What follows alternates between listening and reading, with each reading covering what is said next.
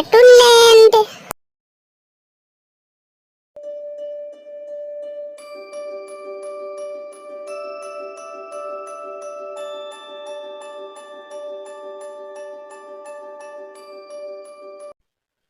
বহুত দিনৰ আগৰ কথা।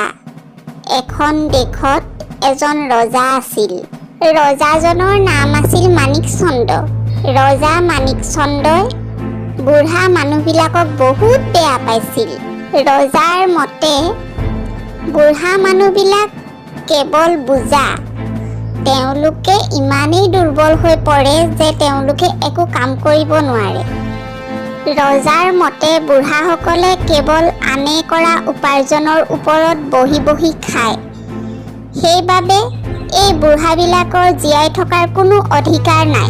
মাণিক চন্দ্ৰ ৰজাই 50 বছৰ ওপৰৰ সকলো বুঢ়া মানুহক মৃত্যুদণ্ড দিবলৈ নিজৰ চিপাহী চন্তৰীক আদেশ দিলে। সেই ৰাজ্যৰে এখন গাঁৱত এজন বুঢ়া মানুহে বাস কৰিছিল। ৰজাৰ আদেশ শুনি তেওঁ বৰ চিন্তিত হৈ পৰিল। বুঢ়া মানুহজনৰ পুতেকে তেওঁক বহুত ভাল পাইছিলে। ৰজাৰ আদেশ শুনি পুতেকে এডোখৰ গুপ্ত ঠাইৰ ব্যৱস্থা কৰি পিতাকক নিবলৈ ঘৰলৈ আহিল। পুতেকে ক'লে, পিতা, আপুনি যিমান পাৰে সোনকালে সাজু হৈ মোৰ লগত গুপ্তস্থানলৈ ব'লক, নহ'লে ৰজাৰ চিপাহীয়ে আপোনাক হত্যা কৰিব। পিতা, পৰিৱেশ পৰিস্থিতি ভাল নোহোৱালৈকে আপুনি ইয়াতে লুকাই থাকক। মোৰ মনটো বহুত বেয়া লাগিছে, কিন্তু কি কৰিম? আমি ৰজাৰ হাতত উপায়বিহীন। অলপ দিনৰ পাছত মাণিক চন্দ্ৰ ৰজাৰ দেশত খৰাং হ'ল। যিসমূহ জেগাত অলপ চলপ পানী আছিল, তাতো শস্যৰ গুটিৰ অভাৱত খেতি কৰিব নোৱাৰা হ'ল।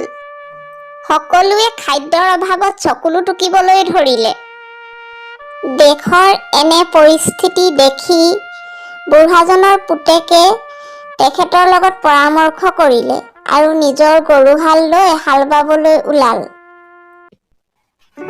শস্য কাটি নিওঁতে কিছু শস্যৰ গুটি পথাৰত পৰি থাকি যায় আৰু সেইখিনি শস্যৰ গুটি লাহে লাহে মাটিৰ তললৈ গুচি যায়।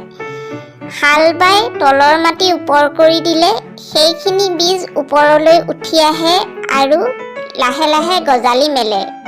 কিছুদিনৰ পিছত পথাৰ শস্যৰে ভৰি পৰিল। বুঢ়াজনৰ পুতেকে শস্য চাবলৈ গৈ নিজকে ক'লে, দেউতাৰ বুদ্ধিয়ে বহুত কামত দিলে। শস্য নদন বদন হৈ উঠিছে। এজন খেতিয়কৰ পথাৰ শস্যৰে পৰিপূৰ্ণ হৈ পৰাৰ কথাটো ৰজা মাণিক চন্দ্ৰৰ কাণত পৰিল আৰু এই কথাৰ পোং ল'বলৈ তেওঁ চন্তৰী এজনক পাচিলে। ৰজাৰ সৈনিক গৈ বুঢ়াজনৰ পুতেকৰ ওচৰ পালেগৈ। সৈনিকে ক'লে, তোমাৰ খেতিৰ কথা শুনি ৰজা বৰ সুখী হৈছে। সকলো কথা আঁতিগুৰি মাৰি জানি যাবলৈ মোক পাচিছে। ৰজাৰ হুকুম শুনি বুঢ়াজনৰ পুতেকে সকলো বিতংকৈ বিৱৰি ক'লে।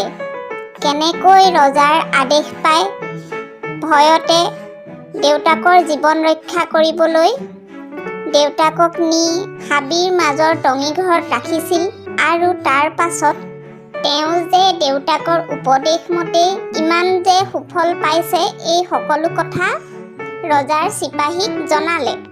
চিপাহীজনে মহাৰাজক সকলোখিনি কথা জনালেগৈ। মহাৰাজে ভালদৰে গমি পিটি চাই নিজৰ ভুল বুজিব পাৰিলে।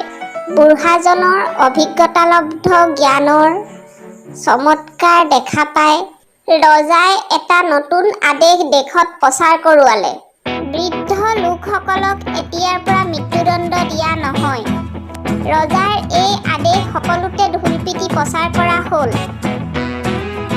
দেশবাসী আনন্দত মতলীয়া হৈ পৰিল। Please like, comment and subscribe.